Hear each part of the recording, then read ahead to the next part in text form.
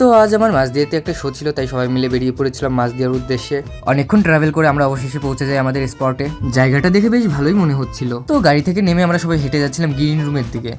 Green রুমে গিয়ে বসার সাথে সাথে দিয়ে দিল ঠান্ডা ঠান্ডা কোল্ড ড্রিঙ্কস এবং গরম গরম চা। সবাই টায়ার্ড থাকার কারণে বসে বসে ঝিমাচ্ছিল, আর এদিকে আমি আমার মতো করে চিল করছিলাম। চিল ব্রো চিল। আর এটা ছিল হচ্ছে আজকের আমাদের স্টেজ। এরপরে সবাই মিলে একটু আশেপাশে ঘুরতে বেরিয়ে পড়ি চারিদিকটা দেখার জন্য। রাস্তায় গিয়ে দেখি খিচুড়ি আর আলুর দম দিচ্ছে, লোভ সামলাতে না পারে আমরাও খানিকটা নিয়ে নিই। এরপরেই সন্ধ্যা হতেই আমরা স্টেজে উঠে পড়ি আমাদের সাউন্ড চেকের জন্য। এরপরে সবাই স্টেজে উঠে সবাই যার যার মতো সকলের ইনস্ট্রুমেন্ট বের করে যার যার মতো জায়গা নিয়ে সবাই সবার ইনস্ট্রুমেন্ট সেট করতে শুরু করে দিই। আমাদের ইনস্ট্রুমেন্ট সেট করতে করতে তোমরা এই ভাইবটার মজা নাও।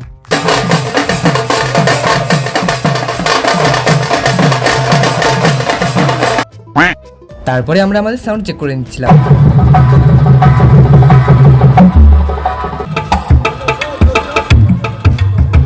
এরপরে সবাইকে একটা বোতল ধরে দিয়ে গেল, মানে জলের বোতল আর কি। এরপরে সাউন্ড চেক হতে না হতেই হঠাৎ করে ঝড় উঠে গেল, তাই যার যার ইনস্ট্রুমেন্ট সবাই মাথায় করে নিয়ে দৌড়ে স্টেজ থেকে নেমে এসেছি। ঝড়ের গতিবেগ এতটাই ছিল যে মনে হচ্ছিল স্টেজটাকে উড়িয়ে নিয়ে চলে যাবে। এরপরে যখন ঝড় থেমে গেল তখন আমরা সবাই আবার স্টেজে উঠে পড়ি এবং আবার সব কিছু নতুন করে সেটআপ স্টার্ট করি। আর আমাদের সাউন্ড ইঞ্জিনিয়ার চরম মনোযোগ দিয়ে আমাদের সাউন্ড ব্যালেন্স করছিল, মানে আমাদের ইনস্ট্রুমেন্টের সাউন্ড ব্যালেন্স করছিল।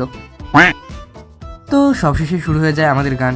তো ভাবতে পারিনি ঝড়ের পরে এত মানুষ আসবে, বাট আই থিঙ্ক ঝড়টা না হলে আরও বেশি মানুষ হতো। শো শেষ হতে হতে অনেক রাত হয়ে যাওয়ার কারণে রাতের খাওয়া দাওয়ার সিনটা দেখাতে পারিনি। তো এখন আমরা সব কিছু গোছগাছ করে বাড়ির দিকে রওনা হই এবং তোমরা আরও মিনি ব্লগসের জন্য আমার চ্যানেলটিকে সাবস্ক্রাইব করে পাশে থাকো।